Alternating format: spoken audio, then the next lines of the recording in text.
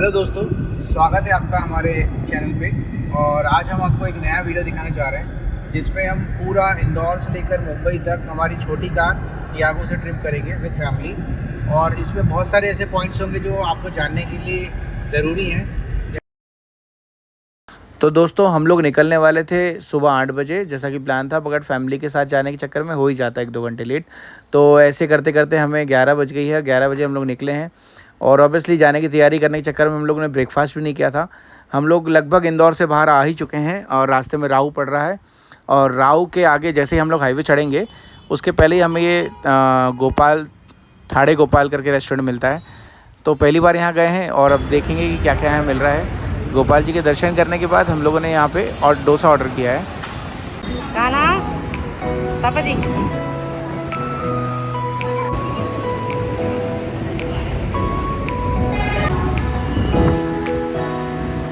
हमारा काला लस्सी पीते हुए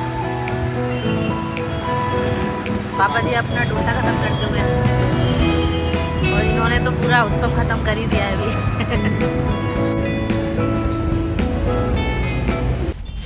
मस्त क्रिस्पी डोसा खाने के बाद हम लोग निकल गए हैं वापस अपने हाईवे की तरफ। यहाँ से कुछ ही देर बाद एक फ्लाईओवर आएगा, फ्लाईओवर से राइट टर्न लेना है हमें। फ्लाईओवर राइट टर्न की तरफ ही है और उसके बाद हम नेशनल हाईवे पे मुड़ गए। जैसे कि आप देख सकते हैं कि थोड़ी दूर चलने के बाद हमें एक टोल टैक्स मिलता है जो कि एंट्री पॉइंट माना जाता है। पहले ये 35 रुपीज़ का था, अभी ये टोल टैक्स आपको 40 रुपीज़ का पड़ रहा है और जस्ट 1 किलोमीटर बाद टोल टैक्स मिलता है हमें। दोस्तों, नेविगेशन की बात करें तो जो गूगल पे रूट दिखाएगा आपको इंदौर से मुंबई, एकदम सीधा रूट है, कहीं मोड़ नहीं है। इसमें सबसे पहले मानपुर, धुले, नासिक और सीधा मुंबई मिलेगा। इसमें नेविगेशन बताने की कोई ज़रूरत नहीं है। आपने भी देखा होगा, हमने एक सीधा राइट टर्न लिया है जो कि एबी रोड को पकड़ा है और अब सीधे चलते जाना है। तो देखिए दोस्तों, टोल टैक्स फर्स्ट वाला आ गया है। हम आपको रास्ते भर के सारे टोल टैक्स की जानकारी देंगे इस वीडियो में। आप हमारे साथ बने रहिए। लगभग 10 टोल टैक्स पड़ेंगे और 10 टोल टैक्स में कितना टोल हमारा कट रहा है वो सारे आपको बताएंगे। इस वीडियो की सबसे ख़ास बात ये रहेगी कि हमने जो 12 से 13 घंटे में सफ़र किया है वो आपको जस्ट 25 से 30 मिनट के वीडियो के अंदर अंदर आपको पूरा दर्शन करा देंगे। इंदौर से लेकर मुंबई तक एक कार से कैसे जर्नी करनी है और कैसे मज़े लेते हुए जाना है और कैसे अपनी राइड को एंजॉय करना है।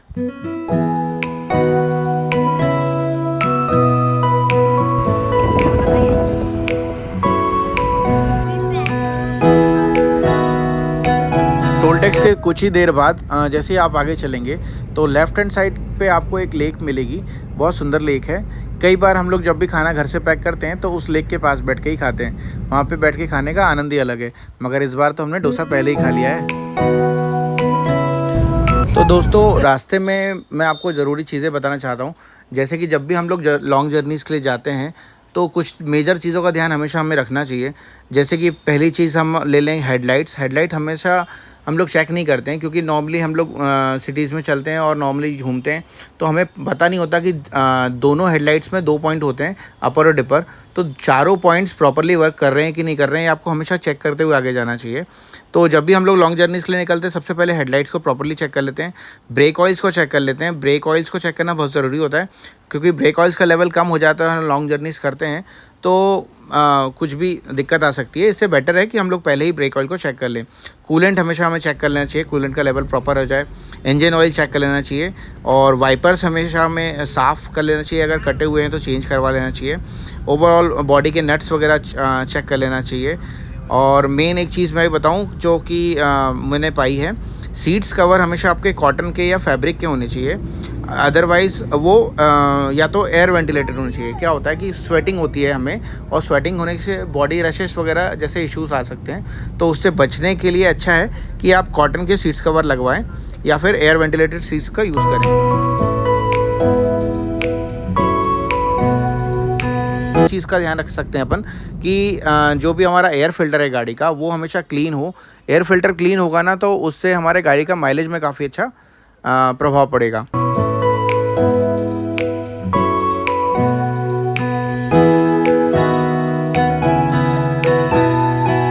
देखिए दोस्तों, बातों ही बातों में गणेश घाट आ गया। अभी नई चीज़ आपको बताऊं तो गणेश घाट को काफ़ी सुरक्षित तरीके से बनाया जा चुका है। पहले गणेश घाट पे काफ़ी सारे हादसे होते थे जिसमें बहुत सारा नुकसान होता था और जान माल की हानि भी बहुत हुई है। अभी नया रोड बना दिया गया है, क्योंकि जो आने वाला ट्रैफिक है वो अलग साइड से और जाने वाला ट्रैफिक अलग साइड से। तो ये पूरा नया बनाया हुआ है, 3 लेन हाईवे है और बहुत सुरक्षित और बहुत आसान है। और पूरे इंदौर से लेकर मुंबई तक के रोड क्वालिटी की अपेक्षा इस घाट की रोड देखें तो काफ़ी ज़्यादा बेटर है। दोस्तों, तो मैं आपको बताना चाहूँगा, जो भी हमारे बड़े हाईवेज़ होते हैं, 4 लेन 6 लेन हाईवे होते हैं, जैसे कि अभी ये रोड भी आप देख रहे हैं, ये 6 लेन हाईवे का ही पार्ट है, जो कि वन साइड में 3 लेन दिया हुआ है। इसमें ना जो सबसे कॉर्नर वाली लेन होती है वो ट्रक्स और हैवी व्हीकल्स के लिए होती है। बीच वाली लेन हमेशा कार्स के लिए होती है, जो कि फास्ट ड्राइविंग होती है। और लास्ट वाली लेन जो होती है वो ओवरटेकिंग लेन होती है। तो उसमें आपको जब ओवरटेक करना होता है तब आप उस लेन का यूज़ कर सकते हैं। बट क्या होता है, हमेशा हम लोग जब भी हाईवे ट्रैवल करते हैं ना, एक दिक्कत हमेशा आती है, जो हैवी व्हीकल्स होते हैं वो कभी कभी ओवरटेकिंग लेन में या कार लेन में या फिर तीनों लेन में चलते रहते हैं। तो उससे क्या हो रहा है, इरिटेशन आता है, वो नहीं होना चाहिए। और हम सबको ये ध्यान रखना चाहिए कि हम सब लोग अपने अपने व्हीकल के हिसाब से अपनी अपनी लेन फॉलो करें।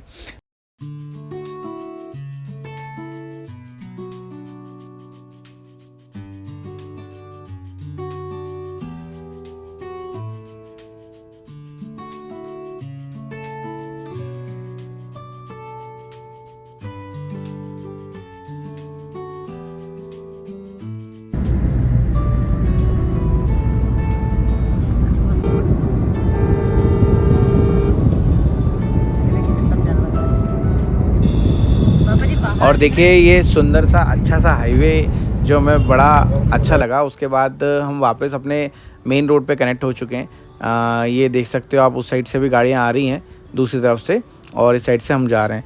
तो हमारा जो पैसेज था गणेश घाट वाला वो ख़त्म हो गया है। और सडनली देखो आप, बारिश शुरू हो गई है। मौसम बहुत ही अच्छा लग रहा है फ़िलहाल में तो। और आगे देखते हैं कैसा कैसा मौसम रहता है और क्या क्या आपको आगे दिखाएंगे हम।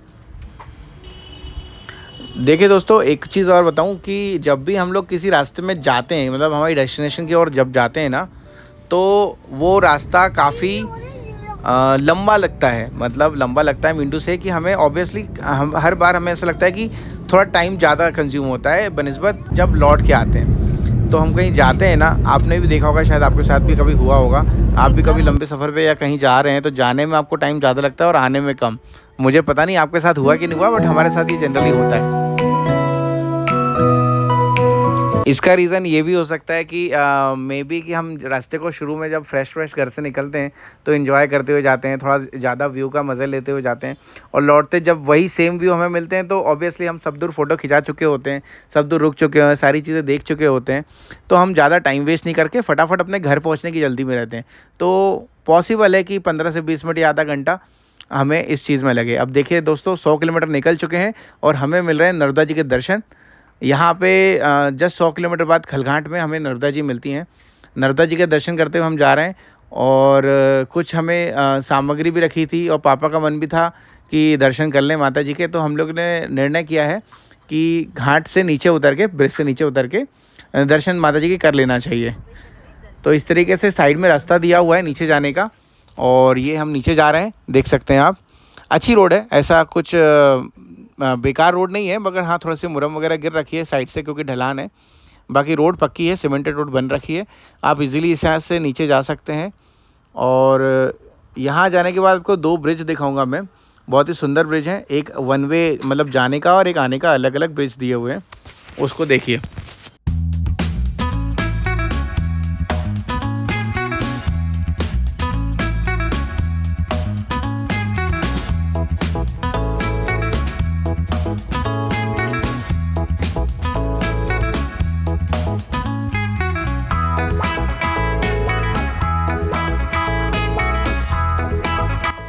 जैसा कि दोस्तों आप देख पा रहे हैं, मैंने आपको बोला था दोनों ब्रिज आपको दिखाएंगे। और ये जो ब्रिज आप देख रहे हैं ये मुंबई की ओर जा रही है, इसी से हम अभी आए हैं। और इस साइड में आप देख रहे हो ये इंदौर जाने वाला ब्रिज है, जो इंदौर की तरफ जा रहा है, ये मुंबई से आ रहा है ना। इसके आगे आपको देख सकें तो ट्रेन वाला ब्रिज भी दिख रहा होगा आपको। मैं जूम करके नहीं दिखा पाया था इस वीडियो में आपको, बट इसमें तीनों चारों ब्रिज आपको देखने को मिलते थे यहाँ पे। तो बिना टाइम वेस्ट किए हम फटाफट यहाँ से निकले, क्योंकि ऑलरेडी हम 2-3 जगह रुक चुके थे अभी तक। और मैं आपको बता दूं, यहाँ पे हमारे रुकने का कारण 2 थे कि एक तो दर्शन करना था माता जी के, बहुत दिनों से हुए नहीं थे, और कुछ प्रसाद रखा हुआ था और नारियल रखे हुए थे। जो हमें सिराने थे तो हमने सिराए। बट एक बात का हमेशा आप भी ध्यान रखिए और हम भी ध्यान रखते हैं कि जब भी आप प्रसाद या कुछ चीज़ डालते हैं ना नर्मदा जी में या किसी भी जल स्थान पे जहाँ पर आपको ठंडा करना होता है सामान को, तो कभी भी पॉलिश को ना डालें। केवल खाद्य पदार्थ जैसे कि नारियल हो गया, प्रसाद हो गया, उस टाइप की चीज़ आप डाल सकते हैं। यह तो मछलियों के काम आ जाएगी। डिस्टेंस बता दें दोस्तों आपको, 490 किलोमीटर यहाँ से मुंबई बचा है और धुले 161 बचा हुआ है। स्पेशली हम अपनी बात बताएं तो जब तक हमको मुंबई 300 का ही लाइन में नहीं आता ना, मतलब 400 के अंदर दिखता है, तब अच्छा लगता है। नहीं तो 400 के ऊपर तो ऐसा लगता है कि बाप रे बहुत दूर चलना है अभी तो।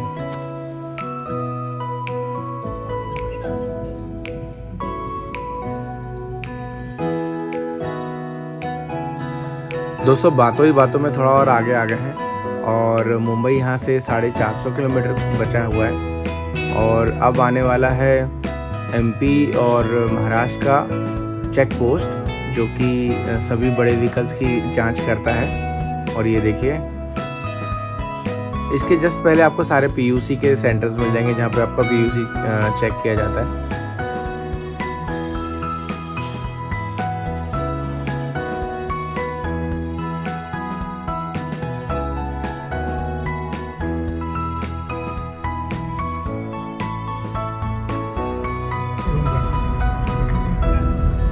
पवन चक्की का है पापा जी। ये विंड मिल का एक ब्लेड है, आप जज कर सकते हो। पूरा एक बड़ा सा ट्रॉला है, उसके बाद भी वो बाहर है।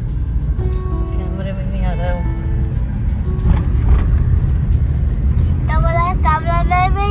चेक पोस्ट क्रॉस कर लिया हम लोगों ने।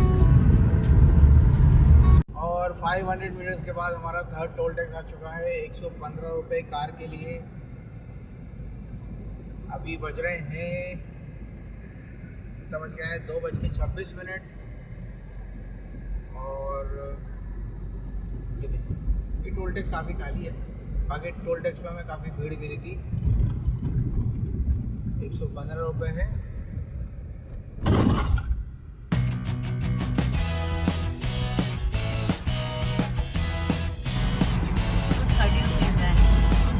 बोर्ड पे भैया 200 यहाँ लगे, हमारे 230 हैं। बोर्ड पे लिखा था 115। अभी क्या है झोल झाल, ये आपके लोग समझो। दोस्तों आप सबको एक मैं बात बता दूं कि मुंबई हाईवे पे इंदौर से मुंबई तक आपको कभी भी ऐसा अकेलापन या डर जैसी चीज़ नहीं महसूस होगी। आप नाइट में भी ट्रैवल कर सकते हैं, डे में भी ट्रैवल कर सकते हैं।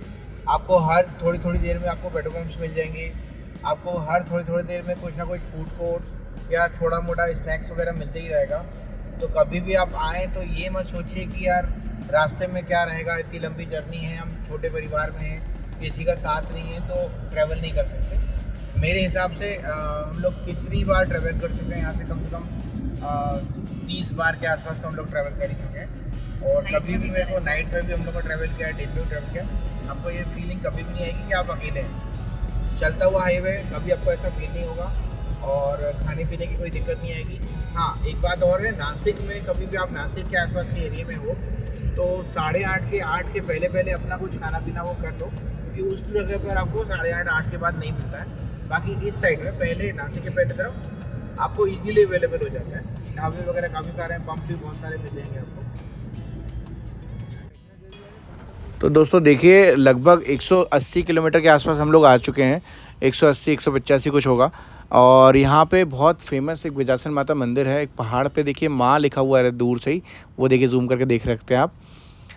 तो ये साइन है हमारे लिए तो कि वो मंदिर हमारी जो 200 किलोमीटर के आसपास वाली डेस्टिनेशन है वो आ गई है लगभग। और ये यहाँ से हमें घाट सेक्शन भी मिलता है थोड़ा सा, और राइट साइड में आपको मंदिर मिलेगा। बहुत ही भव्य मंदिर है, अगर आपके पास समय है तो रुक के अवश्य देखिए, मतलब बहुत सुकून वाली जगह है, बहुत अच्छा है। और भंडारा वगैरह भी होता है, हमने एक बार वहाँ का भी भंडारे का भी लुत्फ़ उठाया है और बहुत ही स्वादिष्ट और अच्छी चीज़ होती है। तो जब भी आपको कभी समय मिले तो यहाँ पे ज़रूर रुकिए, एक अच्छी रुकने लायक जगह है। अगर आप रास्ते भर में कभी नहीं रुके हैं और आपको एक स्पॉट चाहिए कि जहाँ रुक के आप 10-15 मिनट 20 मिनट आप निकालना चाहेंगे, तो ये एक अच्छी जगह है।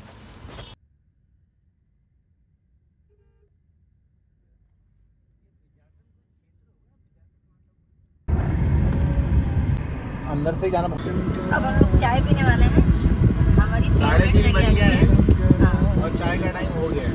और हर बार जहाँ से पीते हैं। जगह पे चाय फ्री मिल जाएगी अब हमें।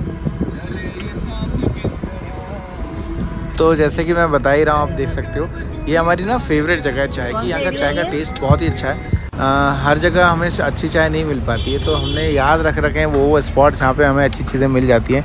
तो हम कोशिश कर रहे हैं कि आप लोग के साथ भी शेयर कर पाएँ। तो जब भी हम मुंबई जाते हैं तो यहाँ पे एक दो चीज़ अच्छी जगह मिलती हैं जहाँ पे हमें चाय वगैरह अच्छे मिलते हैं। तो ये उसमें से एक है, यहाँ पे हमें अच्छी चाय मिलती है। और उसके तुरंत बाद ही हमें एक और टोल गेट मिल गया। ये टोल गेट क्रॉस करते ही थोड़ा सा और आगे हम चले होंगे 50 से 60 किलोमीटर, फिर आती हैं ताप्ती जी। ताप्ती जी बहुत ही बड़ी और बहुत ही सुंदर लगती हैं देखने में।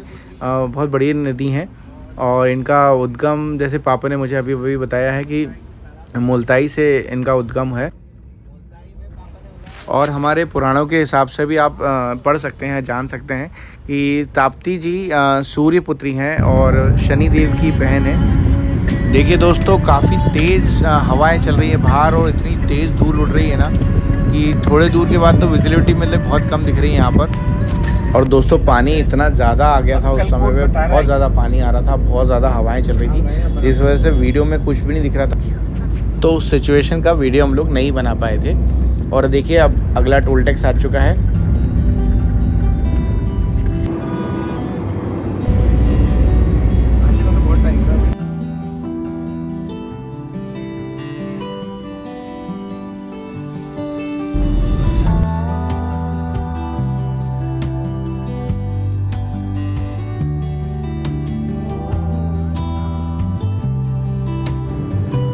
जी तो अब हो चुके हैं 6:50 और आ गया है 7th वाला टोल टैक्स। और ये 7वां टोल टैक्स है हमारे रास्ते का। ये है कितने रुपए का, तो इस पे बोर्ड पे मेंशन होगा।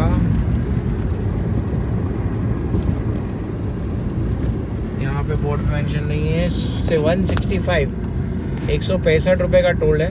तो क्रॉस ही क्रॉस लगे सब पे भाई। और ये फ्री है, ये टोल बंद है, इसमें कोई टोल टैक्स नहीं लग रहा। जैसे आप देख रहे हो हम लोग निकल गए हैं सीधा, सारे क्रॉस बना हुआ था। मुझे पहले तो समझ नहीं आया कि क्रॉस को बनाया जाना नहीं है क्या, फिर देखा तो टोल टैक्स ही बंद है, यहाँ पे कोई टोल नहीं लगा हमारा। तो अभी ये हमारा 7 टोल नहीं हुआ है, जब यहाँ पे हमारा टोल कट गया था 165 रुपये का।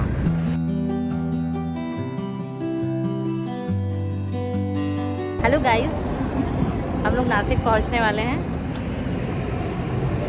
चाय पीने के लिए रुके हैं। बहुत बार रुके हम चाय पीने के लिए, मतलब अभी तक कम से कम 7 बार रुक गए हम लोग। और रुकते रुकते आराम से, क्योंकि फैमिली के साथ जाओ ना तो एकदम भागा दौड़ी अच्छी नहीं लगती। आराम से शांति से, पापा भी हैं, उनकी एज भी है, तो उनके हिसाब से आराम से लेटना बैठना, धीरे धीरे चलना, बार बार रुकना, चाय पीना। और ये हमारा सबसे बड़ा जीनियस, ये जहाँ डिमांड करो वहाँ रुकनी पड़ती है। तो आराम से शांति से चल रहे हैं। यहाँ में 2 कपल वाले कौवे है नहीं है, ये देखने को मिल रहे हैं। ये देखिए,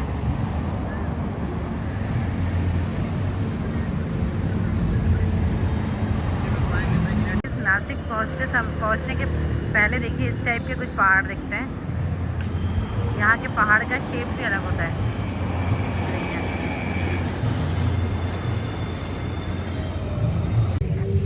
गाइस, हम लोग चाय पीने के लिए रुके हुए हैं।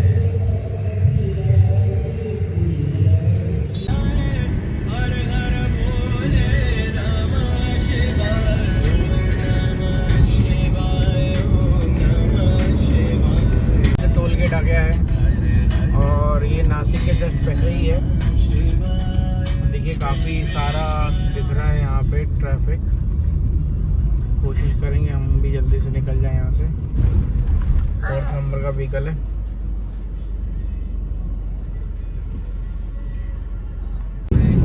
हेलो दोस्तों, तो अभी हो गया है 7:38 7:38 और हम नासिक के जस्ट पहले ओझर में हैं। आपको पता ही होगा कि नासिक क्यों फेमस है, और 2-3 कारण है जो मुझे भी पता है, तो मैं आपको मेरे पास शेयर कर दूं। नासिक मेन आपका एक तो भगवान श्री राम के अनुज लक्ष्मण जी ने जब शूर्पणखा की नाक काटी थी तो उसका नाम नासिक पड़ा। और ये वही जगह है जहाँ पे शूर्पणखा की नाक काटी गई थी। यहाँ पे पूरे भारत में एकमात्र मंदिर है जो लक्ष्मण जी का है, वो नासिक में ही है। पंचवटी उस जगह का नाम है। वहाँ आप जा सकते हैं, बहुत अच्छी घूमने लायक जगह है। दूसरी मेन बात है यहाँ पे पास में त्र्यंबकेश्वर है, जो कि 12 ज्योतिर्लिंगों में से एक है। त्र्यंबकेश्वर ज्योतिर्लिंग यहाँ से 23 किलोमीटर की दूरी पे पड़ता है, नासिक के पास में ही उसका रास्ता जाता है। तीसरी मेन बात है नासिक की, यहाँ पे जो आप नोट देखते हैं अपने जेब में, जो आप नोट चलते हैं, है ना, वो नोट की प्रिंटिंग यहाँ पर होती है। ये बहुत कम लोग को पता होगा। और चौथी अच्छी बात बताऊं कि नासिक के पास में जो ओझर, जहाँ से हम लोग निकल रहे हैं, नासिक के पास ओझर नासिक का एयरपोर्ट है, जो कि एक इंटरनेशनल एयरपोर्ट है। और यहाँ पर इंडियन एयरफोर्स का बेस भी है। और यहाँ पर ना सारे इंडियन एयरफोर्स के जो भी एयरक्राफ्ट होते हैं उसकी मेंटेनेंस का काम होता है, उसकी मरम्मत वगैरह होती है। दोस्तों तो नासिक आने वाला है, जैसे कि हमने आपको बता नहीं पाए थे, मगर हम लोग ने बीच में कचौड़ी वगैरह भी खाई थी रास्ते में रुक के। और अब भूख लगने लगी है तो हम रेस्टोरेंट ढूंढ रहे हैं, कोई सा अच्छा सा मिल जाए। देखिए राइट साइड में जैन तीर्थ है, बहुत बढ़िया जैन तीर्थ है ये। और यहाँ पे बहुत सारे श्रद्धालु यहाँ पे आते हैं, दर्शन करते हैं, फेमस जगह है। दोस्तों 8 बजाई है और भूख लग गई है। रास्ते में हम रुके करिश्मा ढाबे का नाम बोर्ड देखकर, और ये है करिश्मा ढाबा। अच्छी जगह दिख रही है दिखने में, तो अब खाने के बाद पता चलेगा कैसी जगह है, क्या है ना। तो जैसा भी होता है मैं आपको इसका रिव्यू खाने के बाद दूंगा। अभी फ़िलहाल तो हम रुक गए हैं, 8 बज गई है। पापा को भी फ्रेश होना है, सब लोग को काफ़ी टाइम से गाड़ी में बैठे हुए थे। अब हम जाएंगे और फिर खाना खाएंगे और फिर आपको बताएंगे। जब तक के लिए गुड बाय।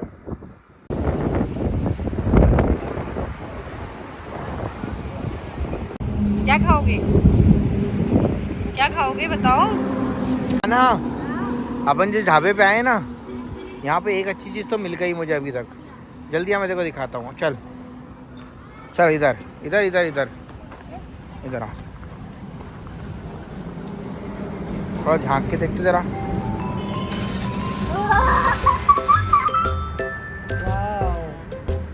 दूर से हाथ में डाल देना। कैसी लग रही खाने ये सब?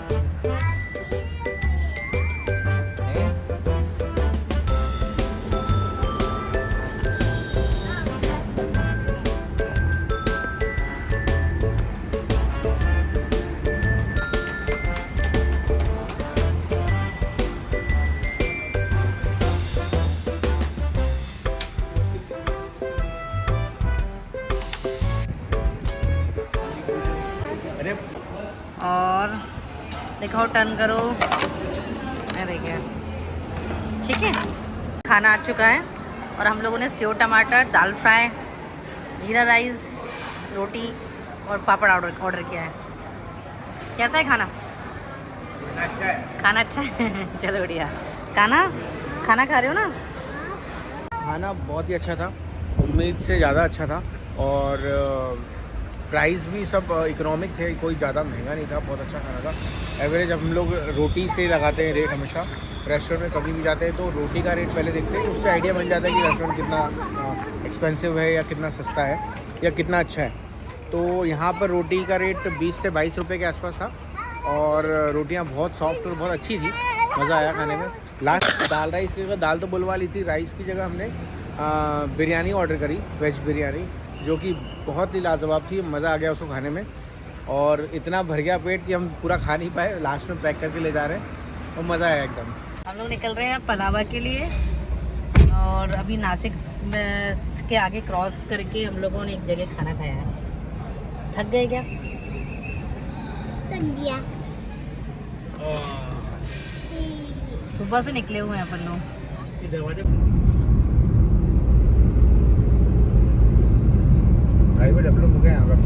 खाना खाने में हमारे 1 घंटे करीब खर्च हुए और अच्छे से खाना खाने के बाद हम लोग निकले हैं।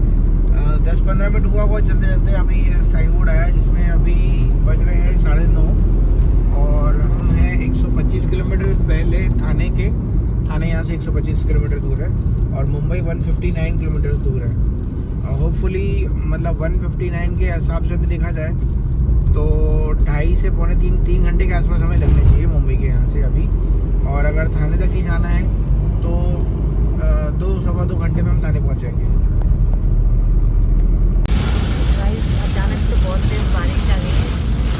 दिन भर से तूफान तो था ही, मतलब ये मान के चलिए 120-130 की स्पीड से हवा चल रही थी और ज़्यादा भी हो सकती है, मतलब कल की न्यूज़ में पता चलेगा। पानी बहुत तेज है। आगे देखने में आपको कुछ भी नहीं दिखाई दे रहा है। बहुत खतरनाक बारिश का सामना करते हुए फाइनली हम 9th टोल टैक्स पे आ गए अपने, और अभी हो रहा है 10:42 9:42 हो चुका है।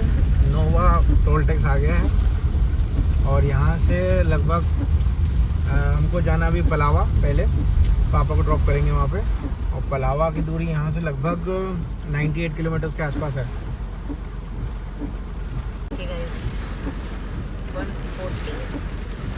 अंगदपुरी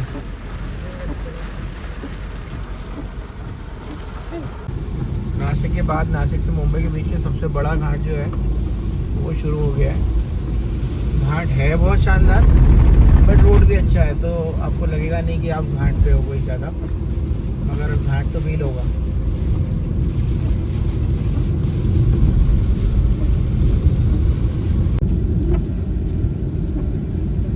फ्लैशलाइट